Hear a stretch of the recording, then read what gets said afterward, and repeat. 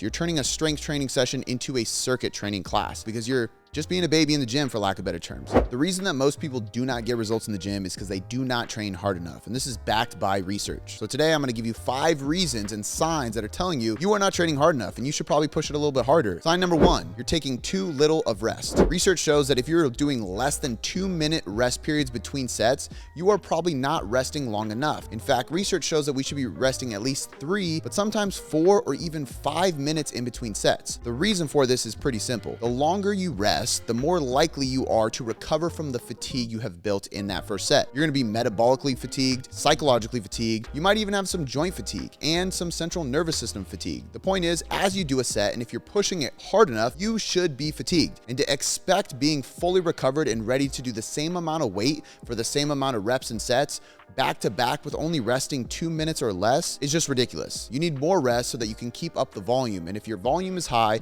you're more likely to get results. The second sign is if you are supersetting everything in your programs. You're turning a strength training session into a circuit training class. And this is even worse than the first sign where you're only taking 2 minutes of rest. Now you're not taking any rest. You're just going from thing to thing to thing to thing. And just like the last point, you cannot fully recover and do as much volume. So instead of turning every single strength training session into a F45 or an Orange Theory boot camp class, you need to separate exercises one by one. Do your overhead press and just do that. Then go to your bench press and just do that. Do your full 3, 4, 5 sets of 8, 10 reps, however many you're doing, and try to push yourself as hard as you can, giving yourself more rest and less supersets between those exercises to make sure that you're performing at your best. Sign number 3 is you swap out exercises all the time. And when you change out exercises too regularly, you actually limit your ability to progress as much as your potential will allow. What this means is pretty simple. We have a skill component to strength training progressive overload. What that means is that if we do the same exercise week after week after week, we build what's called skill acquisition. Skill acquisition is just a fancy word of saying your nervous system adapts to the exercise and you get really good at it. It's like throwing a baseball.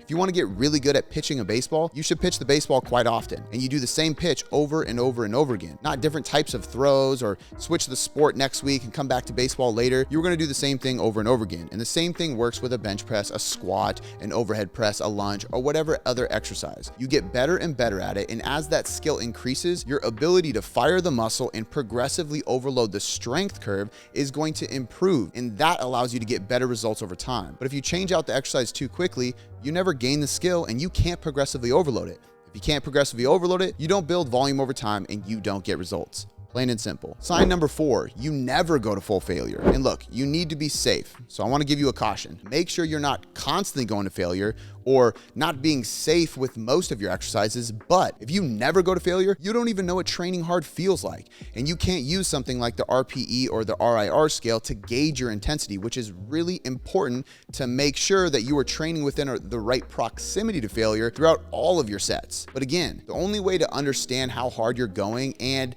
when to stop pushing, when to pull back, when to push harder is if you go to failure all the time. So pick an exercise that's pretty easy and safe, like a machine press, a leg press, a leg extension, lateral raises, hip thrusts, anything that you know you can safely bail on or not get crushed under the weight or bar with, and go to failure. Put something on there that you estimate is your 5 rep max or 8 rep max and do as many reps as possible until you literally cannot do a single rep more. If you have a gym partner, use them as a spotter just to be extra safe, but if not, use something that you can, again, bail from pretty easily and see how many reps you get. Most of the time when I do this with clients, we will use a 8 rep max and they end up getting 12, 15, sometimes even 20 or more reps because they completely underestimated how hard they could push, and that lesson allowed them to train with the right intensity going forward, and their results became so much better because of it. And sign number 5, you are way too cautious about your form. Technique is important, and there's this huge movement right now that your form has to be constantly perfect and slow and articulate, and you have to hit the right angle of each muscle fiber. That's ridiculous. You don't need to be that perfect. In fact, that's just OCD and it's slowing you down. When you are that cautious about your form and you're trying to perfect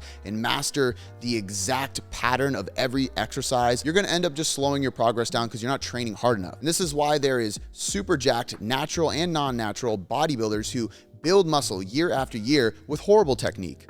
Why? Because they push it. Now, I'm not saying that's the way to go because you can go too hard and never have good form and just hurt yourself. But the point is Going hard in the gym under safe conditions is going to trump any type of perfect form with lower weights and not going to failure. So I encourage you, don't be too cautious of your form. Get good enough at the movement to make sure you do not hurt yourself and you're firing the right muscles. And then beyond that, stop overanalyzing it or creating an OCD tendency and just push yourself in the gym. So those are the 5 signs that you need to be looking out for to make sure that you're not avoiding going too hard in the gym and kind of holding yourself back because you're just being a baby in the gym, for lack of better terms. So use this as a tool to assess your training. And when you realize where you're not going hard enough, push yourself with these strategies and doing the opposite of what I said these 5 signs are so that you can finally get the results you deserve. And if this video helped you, make sure you like the video, comment below if you have any questions about the 5 signs, and make sure you subscribe to the channel for more videos coming up.